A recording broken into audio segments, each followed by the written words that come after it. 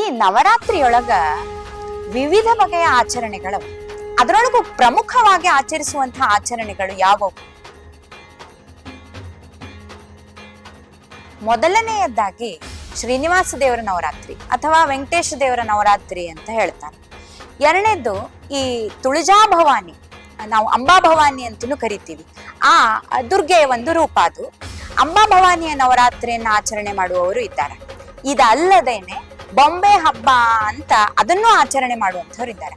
ಅನೇಕ ಬಗೆಯ ಆಚರಣೆಗಳಲ್ಲಿ ಬಹಳ ಪ್ರಚಲಿತವಾಗಿ ಆಚರಿಸುವಂತಹ ಆಚರಣೆಗಳು ಇವು ಮೂರು ಅಂತ ಕಂಡು ಬಂದದ.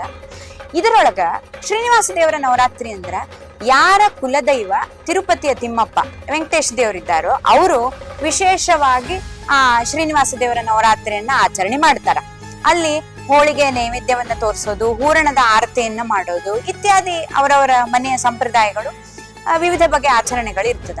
ಇದಲ್ಲದೆ ಈ ಅಂಬಾ ಭವಾನಿಯ ನವರಾತ್ರಿ ಅಂತ ಏನ್ ಕರೀತಾರ, ಇದು ವಿಶೇಷವಾಗಿ ಯಾರು ಕುಲದೈವ ಆ ತುಳಜಾ ಭವಾನಿ ಇದ್ದಾಳೋ ಆ ದೇವಿಯ ಆರಾಧನೆ, ಅವಳ ಹೆಸರಿನಲ್ಲಿ ಈ ನವರಾತ್ರಿ ಆಚರಣೆಯನ್ನ ಇವರು ಮಾಡ್ತಾರೆ. ಯಾರ ಕುಲದೇವಿ ಇದ್ದಾಳೋ ಅವರು ಕೂಡ ಇದಕ್ಕೆ ಸ್ವಲ್ಪ ಸಾಮ್ಯನೇ ಇದೆ. ಹೂರಣದ ಆರತಿಯನ್ನ ಮಾಡೋದು, ಕಡುಬು ಅಥವಾ ಹೋಳಿಗೆ ಇತ್ಯಾದಿ ಈ ಪದಾರ್ಥಗಳನ್ನೇ ದೇವಿಗೆ ನೈವೇದ್ಯ ಮಾಡೋದು, ಇದು ಈ ಅಂಬಾ ಭವಾನಿಯ ನವರಾತ್ರಿಯ ಒಂದು ವಿಶೇಷತೆ. ಇದಲ್ಲದೆ ಇನ್ನೊಂದು ಬಹಳ ಕಡೆ ಕಂಡು ಬರುವಂತಹದ್ದು ಬೊಂಬೆಯ ಹಬ್ಬ ಅಂತ ಹೇಳಿ. ಈ ಬೊಂಬೆ ಹಬ್ಬ ಅನ್ನುವಂಥದ್ದು ಈ ತಮಿಳುನಾಡು, ಆಂಧ್ರ ಪ್ರದೇಶ, ಕೇರಳ ಮತ್ತು ನಮ್ಮ ಕರ್ನಾಟಕದ ಈ ದಕ್ಷಿಣ ಭಾಗದ ಕೆಲವು ಪ್ರಾಂತಗಳಲ್ಲಿ ಕಂಡು ಬರ್ತದೆ. ಉತ್ತರ ಕರ್ನಾಟಕದಲ್ಲಿ ಅಷ್ಟಾಗಿ ಬೊಂಬೆಯ ಹಬ್ಬ ಕಂಡು ಬರೋದಿಲ್ಲ.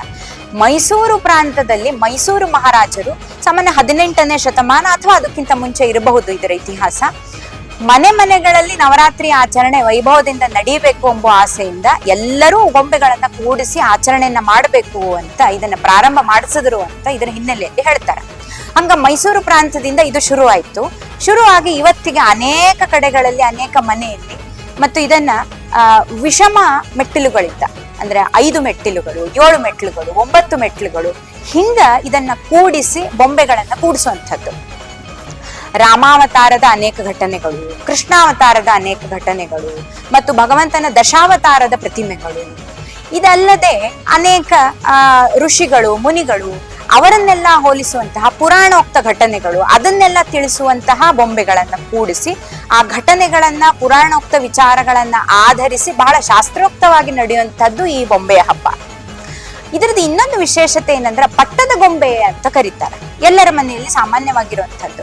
ಏನ್ ಈ ಪಟ್ಟದ ಗೊಂಬೆ ಅಂತಂದ್ರ, ವಿವಾಹದ ಹೊಸ್ತರಲ್ಲಿ ಆ ವಧುವಿಗೆ, ಮಗಳಿಗೆ ತಂದೆ ತಾಯಿಗಳು ಯಾರ ಮನೆಯಲ್ಲಿ ಈ ಬೊಂಬೆ ಹಬ್ಬ ಅನ್ನುವಂತ ಸಂಪ್ರದಾಯ ಇದೆಯೋ ಅವರು ಇದನ್ನ ವಂಶ ಪಾರಂಪರ್ಯವಾಗಿ ಆ ವಧು ಮಗಳು ತಾನು ಮುಂದುವರಿಸ್ಕೊಂಡು ಹೋಗಬೇಕು ಅಂತ ಹೇಳಿ ಆಶೀರ್ವಾದ ರೂಪದಲ್ಲಿ ಅವಳಿಗೆ ಆ ದಂಪತಿಗಳ ಒಂದು ಗೊಂಬೆಯನ್ನ ಕೊಡ್ತಾರೆ. ಕಟ್ಟಿಗೆ ಬೊಂಬೆ, ಮರದ ಬೊಂಬೆ ಇರ್ತದೆ ಅದು. ಹಾಗೆ ತಂದೆ ತಾಯಿಗಳಿಂದ ಪಡೆದಂತಹ ಆ ಗೊಂಬೆಯನ್ನ ಪಟ್ಟದ ಗೊಂಬೆ ಅಂತ ಕರೀತಾರೆ. ಆ ಬೊಂಬೆಗಳನ್ನ ಸ್ಥಾಪನೆ ಮಾಡಿ ಅದರ ಜೊತೆಗೆ ಇನ್ನೇ ಉಳಿದ ಗೊಂಬೆಗಳನ್ನ ಸ್ಥಾಪನೆ ಮಾಡಿ ಈ ಗೊಂಬೆ ಹಬ್ಬವನ್ನ ನವರಾತ್ರಿಯೊಳಗ ಆಚರಣೆ ಮಾಡುವಂಥದ್ದು. ಹಿಂಗ ಶ್ರೀನಿವಾಸ ದೇವರ ನವರಾತ್ರಿ, ಅಂಬಾ ಭವಾನಿಯ ನವರಾತ್ರಿ, ಅದಲ್ಲದೆ ಈ ಗೊಂಬೆ ಹಬ್ಬ, ಇನ್ನು ಅನೇಕ ಆಚರಣೆಗಳದ. ಆದರೂ ನಮ್ಮ ಪ್ರಾಂತದಲ್ಲಿ ಕಂಡುಬಂತಹ ವಿಶೇಷ ಆಚರಣೆಗಳು ಇವು ಮೂರು.